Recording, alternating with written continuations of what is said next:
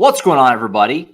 That time again, it's the Sooners Illustrated podcast, episode 62 on this Tuesday afternoon, February 27th, 2024. Josh Callaway, James D. Jackson. No Tom Green today. He's a little under the weather, so it'll be just James and I with you on a Tuesday. It's a loaded Tuesday. We're continuing our status report series. We've got offensive line, defensive tackles to break down on the program today. Oklahoma made a special teams hire. Jay Nunez's replacement has been brought in. We'll break that down a little bit as well, of course, and along with the weekend that was for OU basketball. Very good weekend for Porter Moser and Jenny Baranczyk with some big Bedlam W's. We'll talk about that, of course, as well. But James, let's start with our status report series. We've been doing this on the early week show the last few weeks. We did quarterbacks, running backs to start. Then last week we did wide receivers and tight ends. Today we're going to wrap up the offense and get started on the defense with offensive line, defensive tackles. If you haven't been with us on the show, this is basically just like it sounds. It's just kind of a temperature check on those position groups. It's not a full breakdown or position preview. That'll come in the fall when things are more solidified. But just kind of a little check-in, just kind of how are we doing in this group relative to where they were at the end of last season. So with that being said, offensive line to start. James, this has been the talked about position group of the offseason. All five starters from last year are gone. All five. Kate Matawyer, Walter Rouse both graduated. Tyler Guyton and Andrew Rain both hit the draft early. Caden Green transfer portaled, obviously, and transferred to Missouri. That was well documented. We don't need to rehash all of that. So all five starters have moved on. Now, you did have Jacob Sexton start right at the very end of the year. So you do have somebody who had, some starting experience at the end of last year. But outside of that, it's going to be an all-new group. They went heavy in the transfer portal. Garion Hatchett from Washington, Spencer Brown from Michigan State, Fabechi Nwewu from North Texas, Michael Tarquin from USC. So they were very aggressive here, as we expected them to be in the transfer portal, bringing a lot of guys in. And obviously, it's going to be year two or three for some of these guys in the system. There's a whole bunch of guys up coming through from Bill Bedenbaugh's, recruiting his system that could be factors. Joshua Bates, Jake Taylor. I mean, there's a lot of names here. The question I've been asking you and Tom, more confident, less confident, the same from where we were at the end of last season. Offensive line, it feels like it has to be less confident, right? I mean, how could it not be when you're replacing all five starters? Where are you at with this offensive line? What's your confidence level, I guess, that it's going to be okay? Because a lot of fans are worried about the offensive line. That's probably the biggest question mark on the team right now with all the turnover. Where are you kind of at right now with how things stand in the group that they have as spring ball comes up here in a couple of weeks? I mean, that's the general statement right now. It's you're less, you're less confident than where you were at the end of the season. It just makes sense, having everybody, pretty much all five starters being replaced on an offensive line. And so it's kind of tough to even say, I feel good about this person, I feel good about that, because as of right now, a lot of it's just names on the board. We haven't got a chance to really look at them eye to eye, Well, I'm looking up to a lot of them. These guys are massive out there, but looking at them eye to eye and seeing how they look on the field. I mean, I saw Jacob Sexton growing up. I mean, his time growing up through Deer Creek and getting to watch him play, in Oklahoma high school football. That's a guy that I'm pretty confident in. I can tell you his skill sets and what he's going to bring to this offensive line. But some of these guys we haven't got a really good in-depth look at just yet. Only thing we can see is the film study and looking at the names on the board, as I said. So not entirely sure just yet. It's just the uncertainty. The uncertainty is where this offensive line is. And that's the biggest question. We talk about a lot of these groups throughout, just doing this little series here. And it seems like the offensive line is going to be the group that we just don't know enough about during this time. So the uncertainty is the biggest thing. That's the question mark. Last year, it was the wide receivers who we didn't know. And they turned out to be one of the best units on the team. So it could happen that way, but it could be, not so good. So we just don't know at the time. So that's pretty much where I am right now with the offensive line. Yeah, no, it is very similar to the wide receivers, because it's not when we were going into the season last year with the wide receivers, it was a lot of just unproven commodities, but we knew the talent was there. There's a lot of guys, there's a lot of names, but who knows what it will actually look like when the game started. Like you said, it ended up being great. It was one of the best positions on the team. It feels similar with the offensive line right now because there are a lot of names. Also, there's all the transfers I just listed. I didn't even mention Troy Everett, who's back again. He played some center last year. He's probably the favorite to be the starting center this season. He's back as well. But then, look at all the guys they signed. Obviously, Eugene Brooks, Eddie Pierre-Louis, Daniel Akinkunmi. You mentioned Isosa, Isaiah Autry. Then there's these year 2 guys, Heath Ozida, Logan Howland. Like I mentioned, Josh Bates and Jake Taylor already. I mean, that just there's a lot of names here. Like I'm just throwing out names of guys who could be. The reality is you only need 5. You need 5 to step up and to mesh together as a group. I'm definitely less confident because how could you not be? It'd be crazy to say it's the same or more confident. I think anybody would agree with that. When you lose all 5 starters, it's never a spot you want to be in. Just the way it kind of worked out this year. Obviously, Caden Green's portaling was unexpected. You didn't have to. You didn't plan for that to happen. Now you have to figure out how to move forward from it. They have lots of talent here. They were aggressive in the portal. They got a couple of year 2 guys and guys who, like we said, with Everett Sexton, who played a lot last year. Mm-hmm. But it's going to be some piecing it together and some figuring out. And that's why the spring is important. And that's why also I think when the season comes around and the fact that their schedule starts off pretty friendly, relatively speaking, to have 3 pretty manageable non-conference games all at home. That first SEC game, while against a tough opponent in Tennessee, is at home. There's a chance to kind of get settled in here at the beginning of the year. I think that might help with the offensive line maybe more than anything. Because, the turnover is extreme and at a level you don't often see. But there's a lot of guys here, and figuring out who that 5 is going to be is going to be fascinating. It's going to be fun to watch that battle. And that first spring practice, I know my eyes, and I'm sure yours and a lot of people's eyes are going to go right over there like, who's the first team as of right now? Because there's a lot of guys you can make an argument for as of right now. So it'll be fun to watch.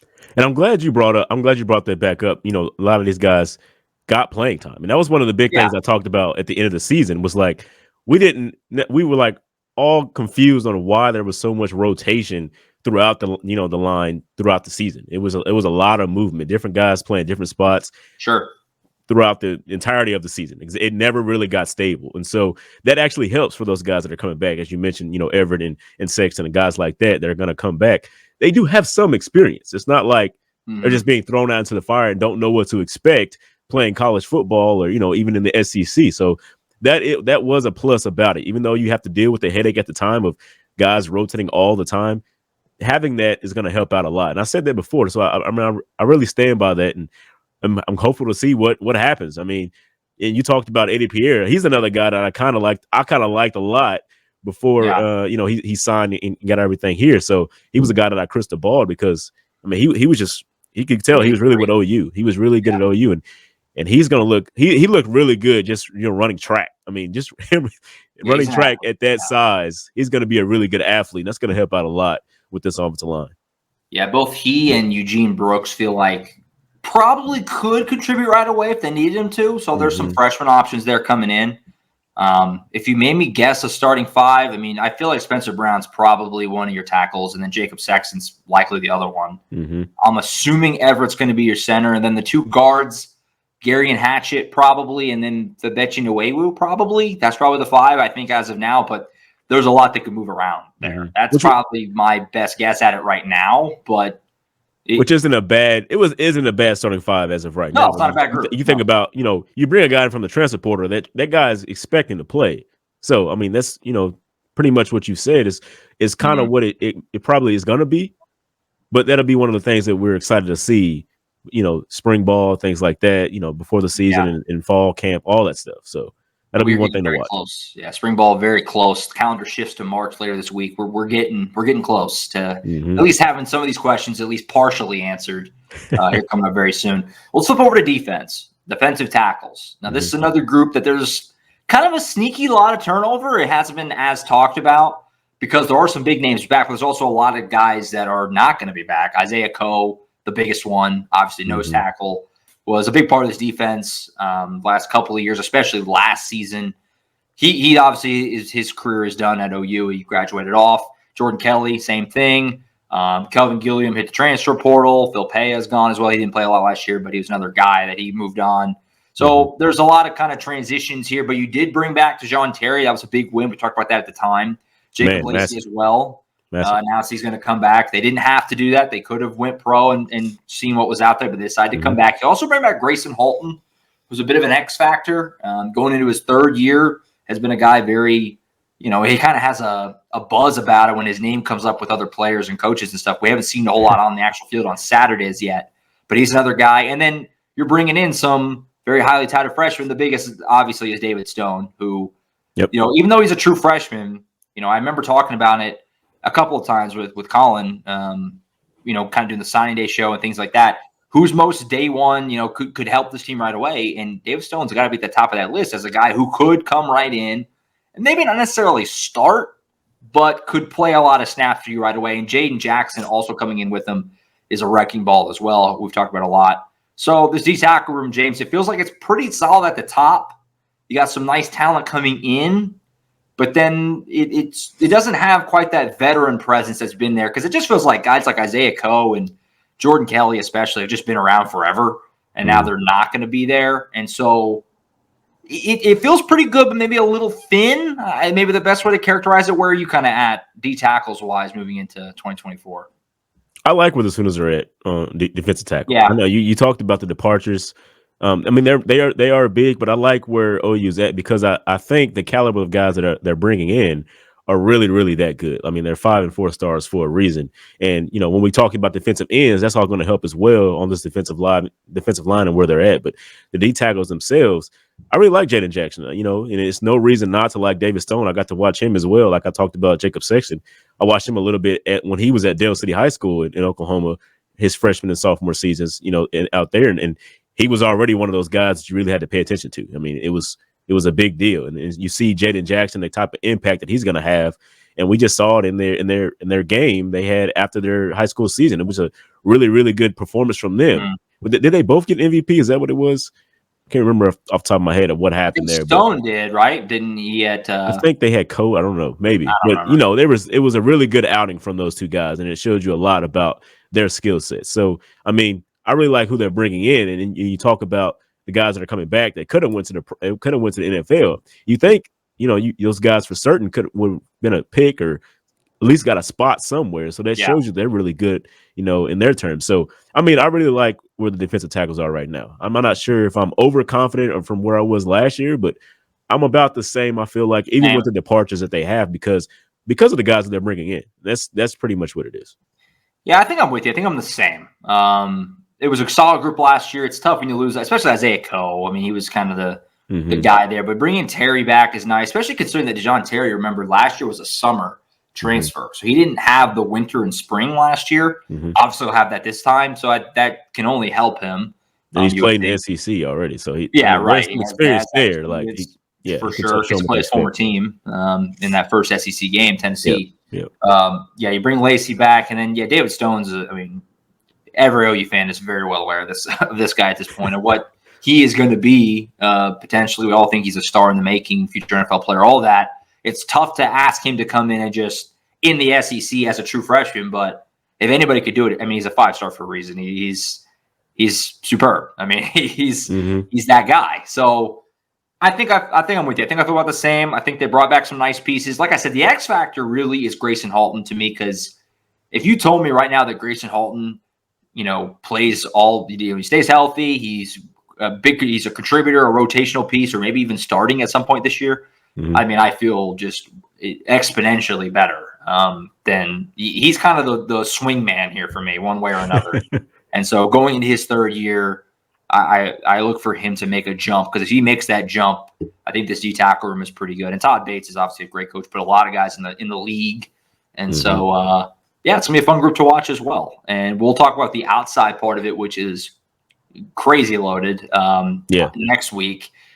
It was already loaded. They brought back some key guys, and they added some studs.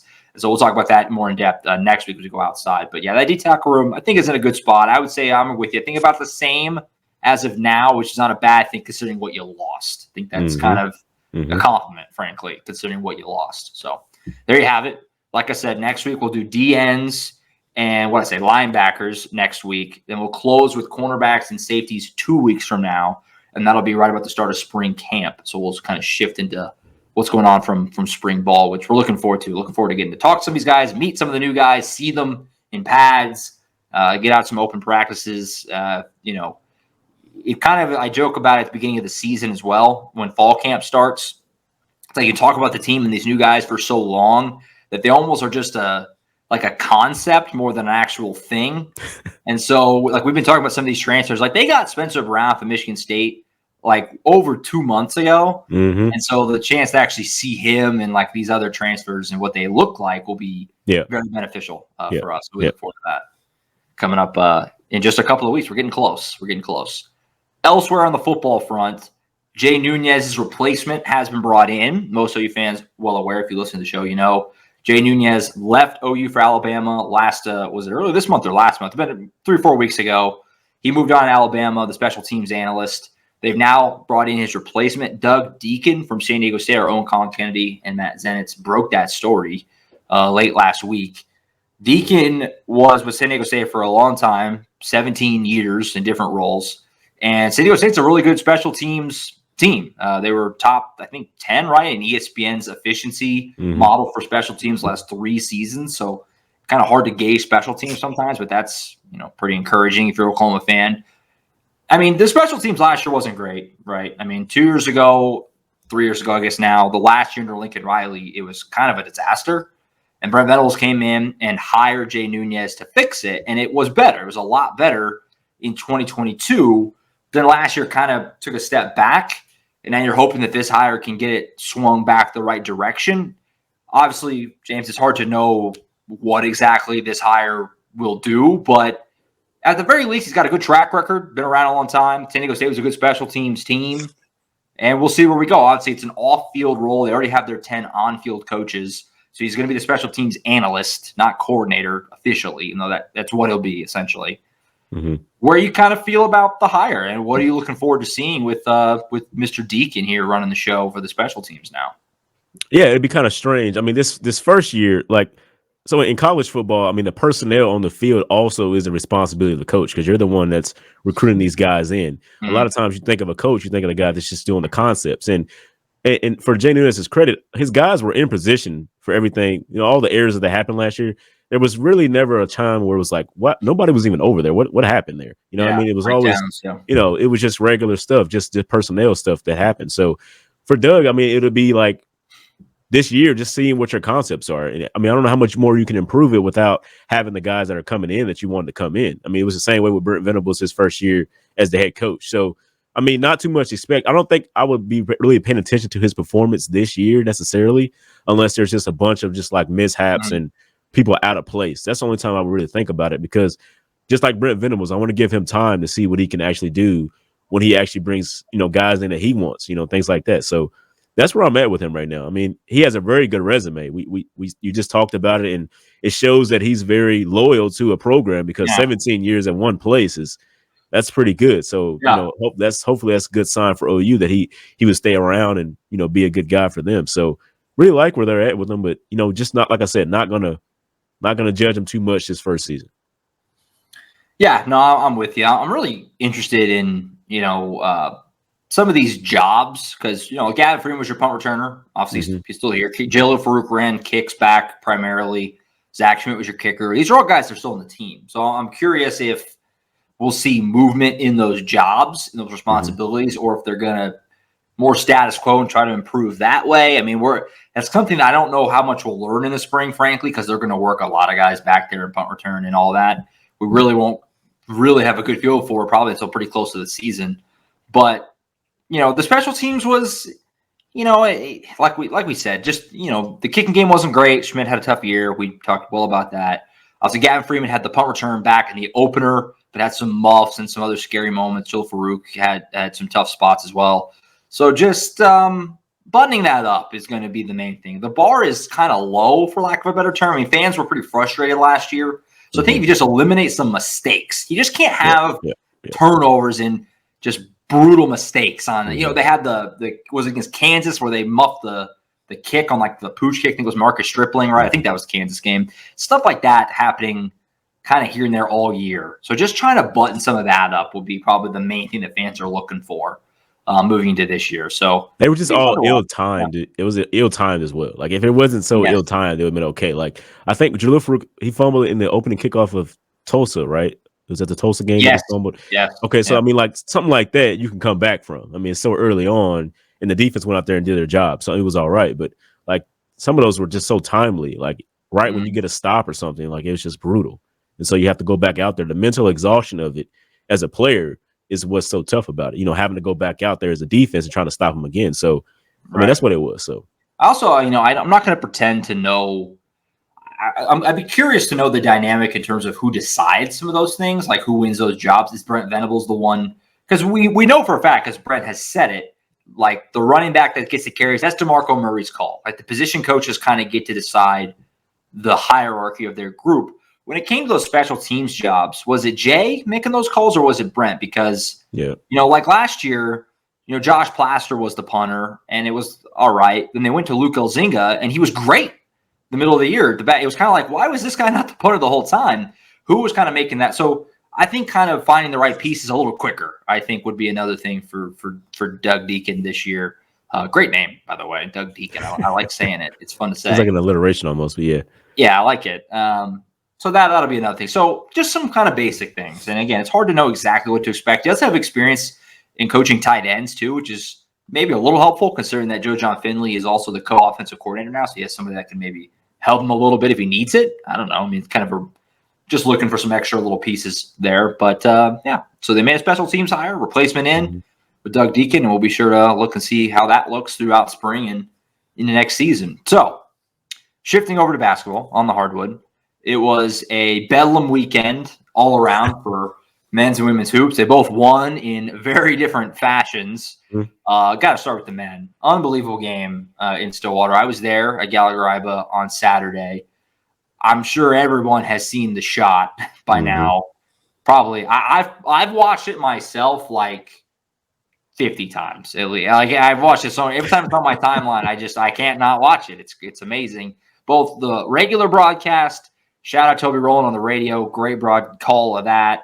My own personal shot like on the baseline, which is on our YouTube channel right now. If you guys want to go check that out, it's on there. Unbelievable. This was a great basketball game, first off. Oklahoma State played really well. I know they've had a tough year, but they've been playing better lately. They come in on a 2-game winning streak. OU needed that game really badly as they try to get back to the tournament. And it was just back and forth all game long. I mean, Oklahoma State played at a high level. OU played at a high level. Even if OU had lost, obviously it would be bad if OU lost that game. And we would be sitting here right now saying, smash the panic button. Tournament is in peril right now. Yep. But even if they lost, I really genuinely do think I would have come here and said, I think they played well and just got beat because they played pretty well the whole game. They matched them. Every time they needed a big bucket, they seemingly got it. The big three in the corner by John, I think it was John Michael Wright in overtime. Milo Susan's hand was right in his face in the corner. He just ripped it. It was just a great shot. One of those, like, what can you do? Tip your cap type of moments.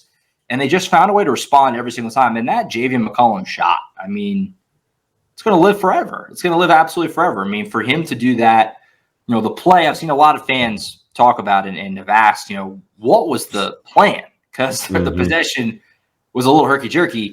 The plan, Porter Moser talked about it, and McCollum did too. Talked about it post-game. The plan was to open up a lane, preferably. They thought OSU was going to be in zone, and they thought they could move guys around, create a lane, get McCollum to the basket, and probably get fouled. And he's their best free throw shooter. They're only down one, at least tie the game and probably take the lead. That was the plan. But Oklahoma State defended it really well.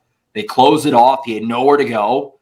And so he went to his step back three, which is his favorite move, and he ripped it. And there you go. You win the game. So, unbelievable game. Unbelievable moment. They had to have it. I'm not going to say they've clinched the tournament, but they're close. I think probably one more win and you're probably there. James, I'm sure you watched the buzzer beater. I've seen it. I've seen it many times. I've seen it many times. How could you not? Everybody's seen it. You've seen it.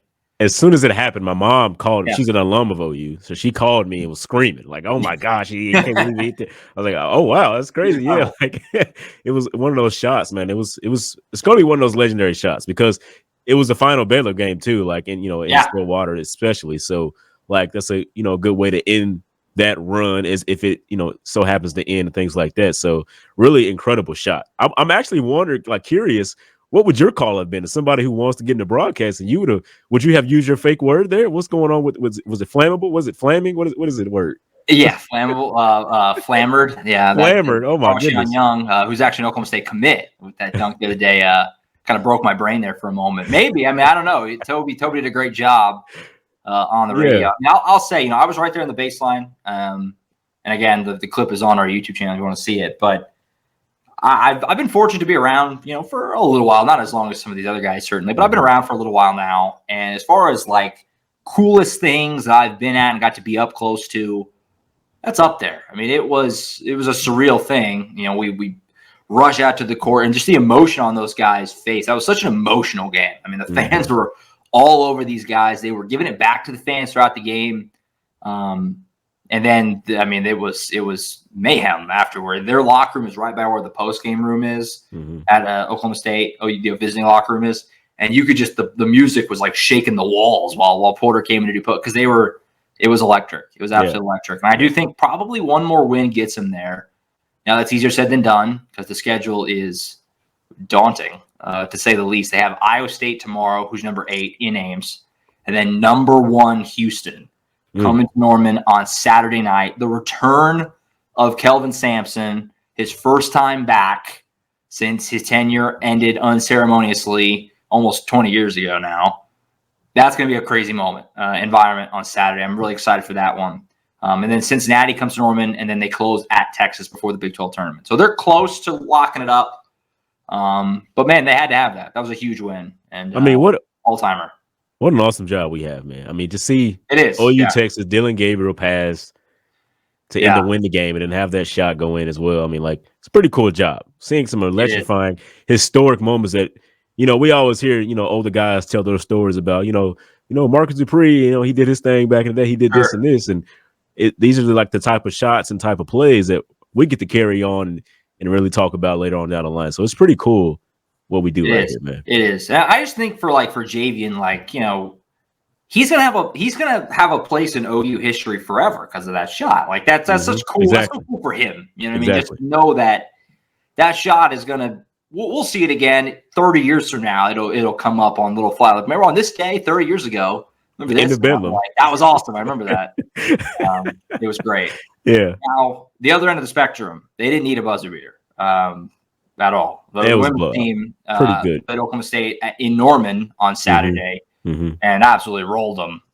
Blowout win for Jenny Bronchek's team. They've had an unbelievable run.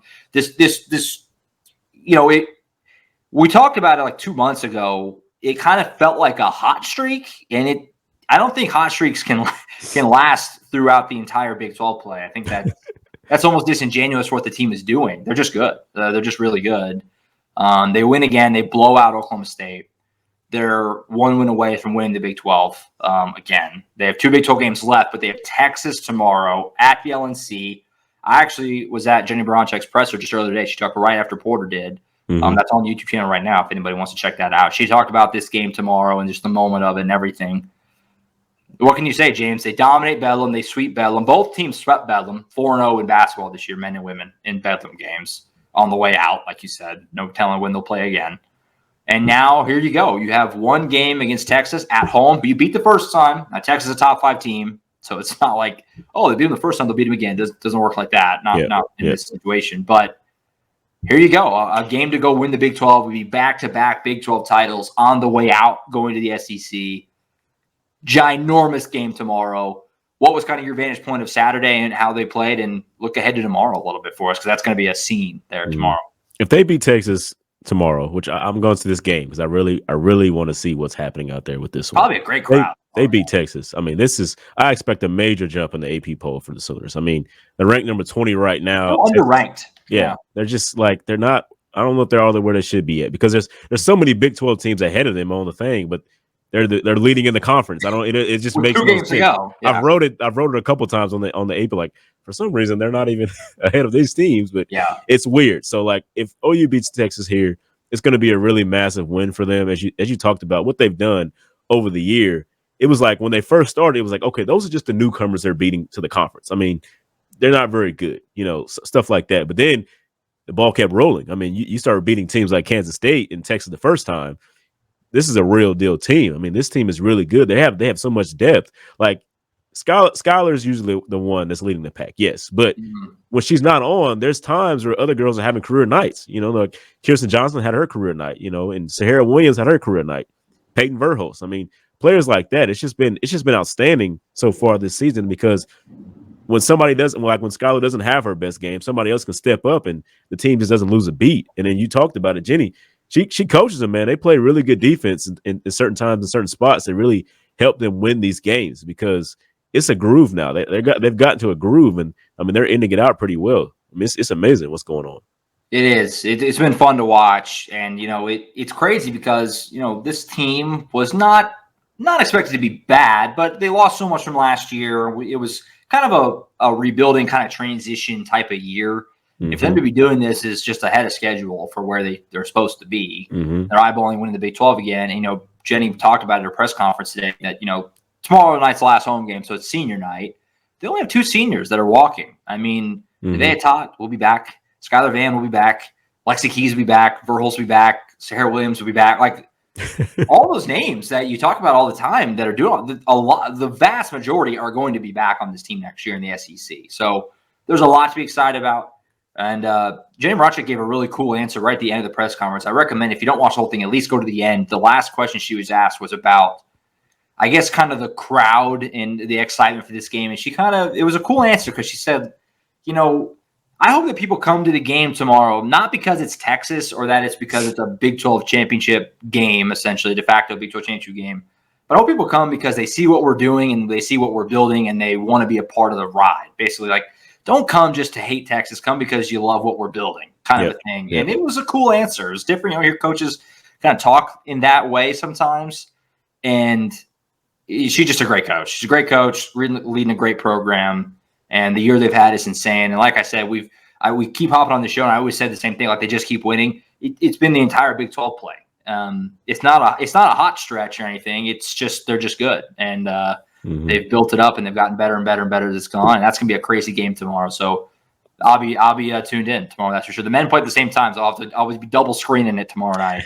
But the one thing I really like about Coach Jenny, is she's very honest. You rarely, I don't think I've ever heard her give like a coach's speak type of answer to something. It's always really open and really honest about the situation. She said earlier in the year, she thinks, maybe when we look at it, we were ranked too high in the preseason poll and the expectations were just brought on us too high. I mean, those, during the time they had their little rough stretch and things like that. She actually said it. And I was like, okay, that's weird for a coach to say, sure. and it just worked out well for them so far now. Like sometimes she says stuff like, man, if this got on a hot take show, it would be one of those things that just gets driven down. But you know what I mean? But she stands by everything she says. And I really appreciate that, especially as a journalist getting to ask her questions. You really oftentimes get the truthful answer, things like that. We've talked about injuries to players and actually gotten the injury and what it was and things like that. Sure. And she's just like, let's give them respect, though, and let them announce certain things. This stuff like that happens all the time. And so she's really good. She's really honest. I really like that about her, for sure. For sure. No, absolutely. I completely agree. So look forward to that game tomorrow night. It's been a big ball night tomorrow for OU fans.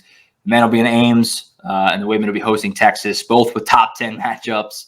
Going to be fun. Going to be a fun night of basketball. Oklahoma, 247sports.com. Tom does a great job covering the men. James does a great job covering the women. Also hop in and help with video aspects, things like that.